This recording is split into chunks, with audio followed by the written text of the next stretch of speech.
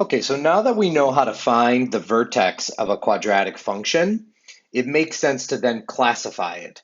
We can classify the vertex of a parabola of a quadratic function as either a minimum or a maximum, and those go directly with the concavity. Concavity means, does it open up or does it open down? So we'll draw some sketches of these.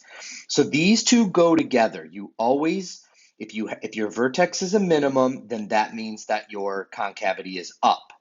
If your vertex is a maximum, then your concavity is down. They don't mix and match. So let's flesh this out just a little bit. So classification. If your vertex is a minimum, which is what we're actually used to, then that means you have a parabola that looks like this.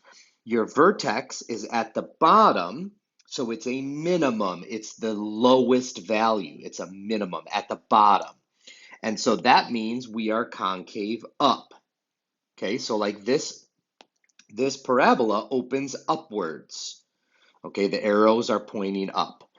Conversely, if you classify your vertex as a maximum, then that means it's at the top of your parabola. So you must have a parabola that opens down. So that's why those things go together. Okay, so how do we decide? Well, if you're looking at a picture, then it's pretty self-explanatory. Okay, you're looking right there. You're looking at that picture. Now, for a table, you have to be a little bit a little bit more clever. So what we want to do is we want to identify our vertex, which we learned in the last lesson. So here's our vertex right here. And then let's look at the values around it. So I'm looking at the y values in particular, and I want you to notice that they're going down as they approach the vertex, 9, 4, 1. They're going down, and then they start going up again. So if I were to look at that on a graph, these are going down as we get to the vertex, and then they start going back up again. So these are increasing as I move away from the vertex. That means we're concave up. So in this case, your vertex would be a minimum,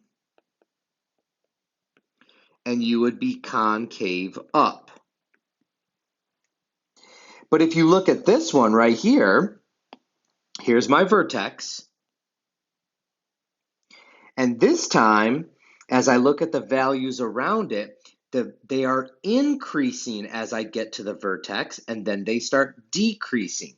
So if you were to plot this on a graph, your values would be increasing until you hit the vertex, and then they start going down again. So you're going to get a picture that looks like this. So this one is a maximum. Your vertex is at the top, and you're concave down.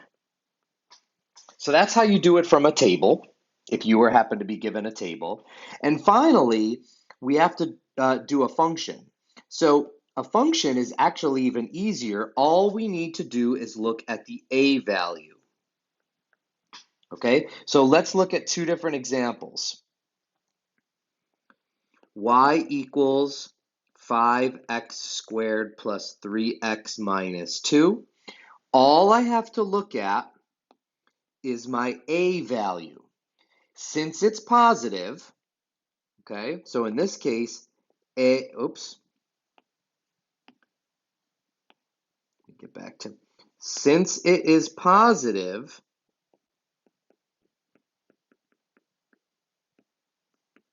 that means that we have this situation, we're concave up. So when a is positive, we're concave up. And when we're concave up, that means our vertex is a minimum. Minimum.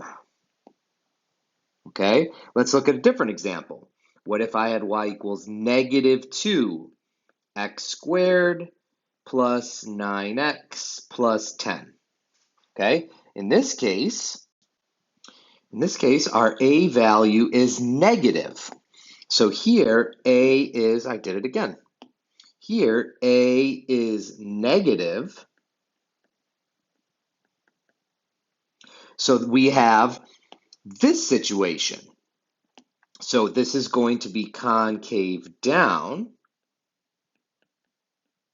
And since we're concave down, then our vertex is a maximum. So positive A value, concave up with a minimum, negative A value, concave down with a maximum. And that's all there is to it for classification.